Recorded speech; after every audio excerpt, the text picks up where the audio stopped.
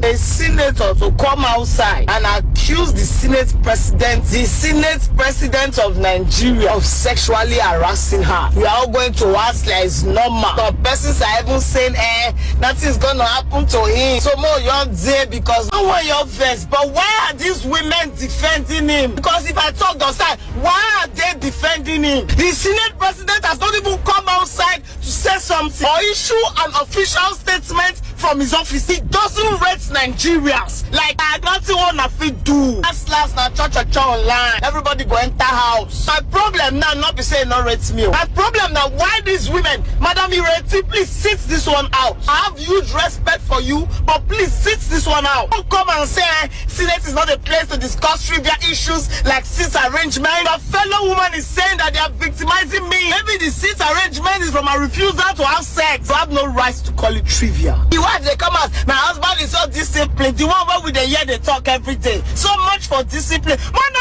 defend nonsense. Allow him to come and defend his team by himself. The former NDDC boss said he locked them slap when this same Akpabio tried to touch him anyhow. This is not the first sexual allegation against him. You women should sit it out. I know they shame us at the look news. Just I don't promise my followers say the rest of this week I don't shout. If not, pour on her face. You all disgust me. At least give her benefit of doubt. Make it talk the truth. Then she don't fight. She don't go court. A woman now is crying out. We should listen because if this is a thing in Nigerian politics, it's a problem to even our generation unborn. We've done sex for grade. Now we sex for motion. If you don't sleep with me, you know because that's nonsense. It's nonsense. Since they pay me and nothing talk a good queue now. Are the hero. You were the hero of yesterday. If I may just start with that, because your response, your retort to Senator Ireti Kingigbe that it's about seats, and she tried to minimize what was clearly about the visibility of women for women at the assembly. That's why where they sit matters, because you've just talked about how there isn't enough women in our democracy, in our political landscape. We talk about this all the time. We talk about the UN Charter. We talk about how Nigeria signed on to it. And then the only 4 women that you have, we don't see them. So yes, it's not just a case of seats. It's about visibility. And it is rather unfortunate that we have a senator such as Senator Ireti Kingigbe. It's sad that she bears my name, actually, but that's a whole different story altogether. But it's sad that not only was she incoherent yesterday, but she doesn't understand the importance, the critical importance of being seen as a woman. So, which then takes you onto that whole thing where it's not every woman who should be where they are.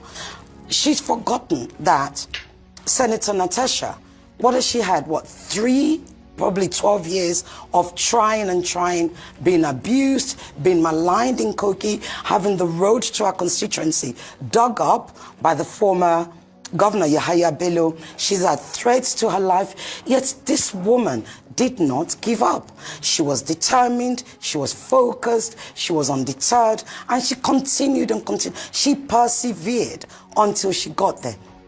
It is sad that somebody like Senator Ireti Kingigbe, who clearly only just got there like that, doesn't appreciate the struggle of her colleague.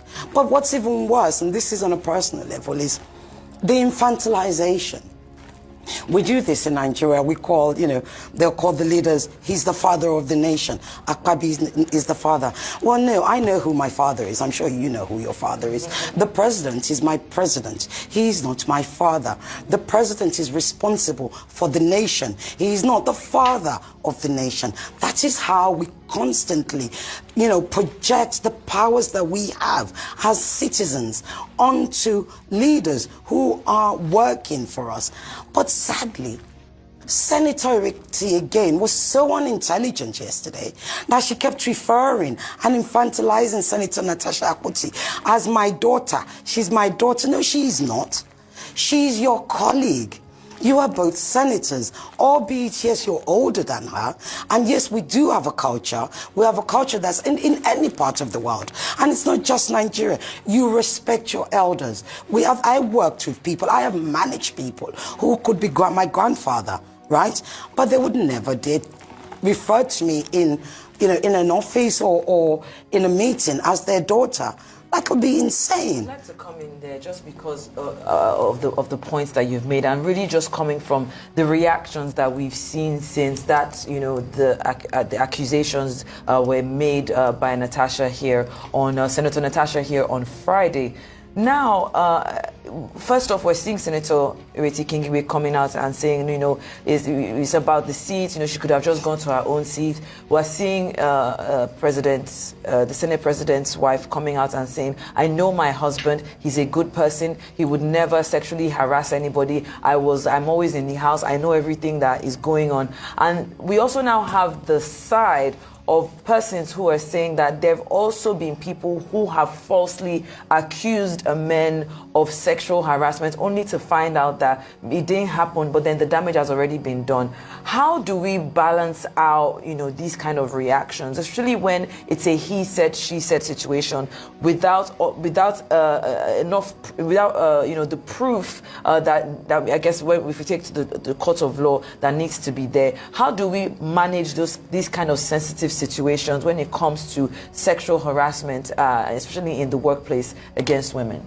Okay, so the first thing you do is, whilst we can acknowledge that human beings lie, literally, human beings lie, that is a fact, it's part of the foibles of being mere human. That might be a fact, but it is a tiny percentage that lie about rape, that lie about sexual harassment. Why?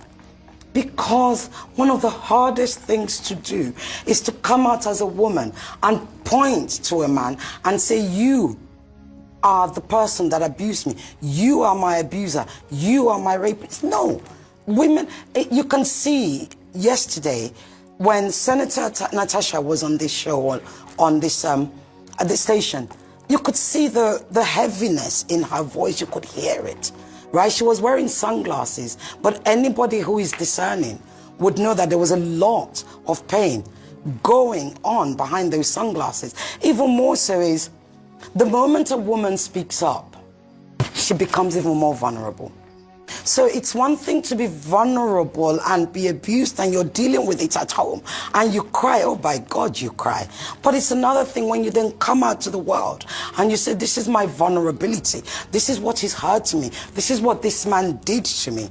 So when people say, oh, we hear of lies, yeah, well, our politicians lie to us all the time.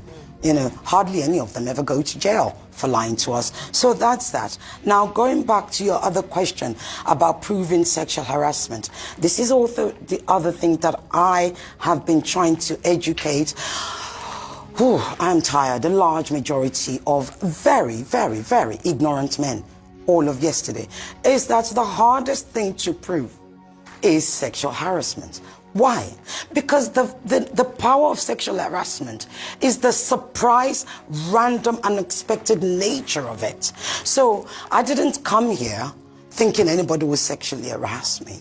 You don't go into your boss's office thinking you're going to be sexually harassed. But then it happens and you're in shock. You don't know what to do.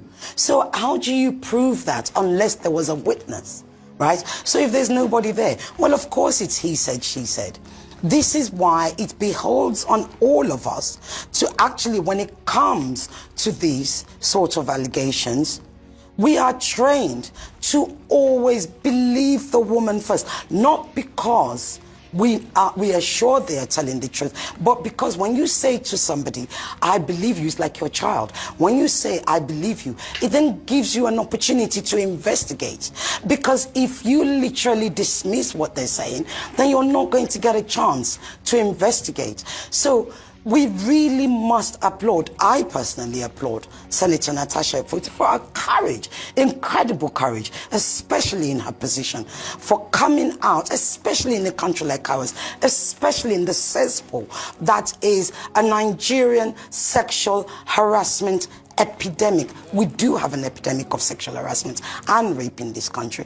In actual fact, before I move on, I think we're at the point, as a girlfriend of mine said to me yesterday, and she too had been through that we need to declare a state of emergency because it really is that bad. And it takes a woman a really courageous, intelligent, sharp, determined woman like Senator Natasha, an Amazon, to come out and say, it has happened to me. Think of Weinstein. It took one actress to say, me too.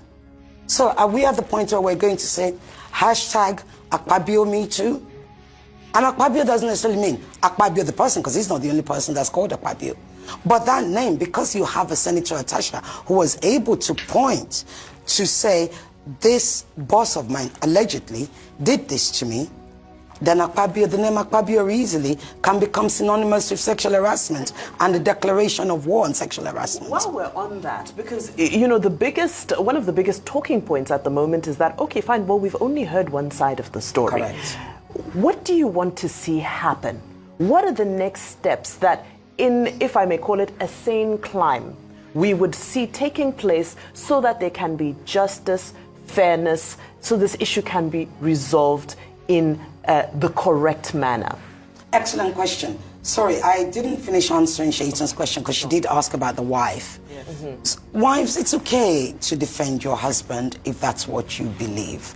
You know, I understand that. After all, we're all women, right? It's love and all of that stuff. But it is pitiful when you say you are going to sue the accuser of your husband when the accuser didn't accuse you.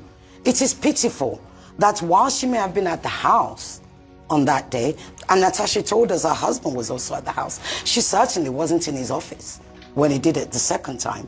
So what is she going to sue about? What? Stand by your man? I don't know. Anyway, going back to your question again, please ask. Oh yeah, you said what do we want going forward? What Excellent question. Yeah. What makes sense is investigation. Look, we can't keep having women literally coming out in spite of the abuse they're going to receive, because from yesterday, men, really stupidly ignorant men, had already started going on about Senator Natasha's history. Well, I dare them to ask their mother if their mother doesn't have a history of boyfriends. And why does it matter? Why should we care what a woman's history is? The fact of the matter is, whatever your history is, it does not invalidate that experience that she is claiming at that time, which is why we must investigate. How do we get a really sort of fair and decent and trusted investigation?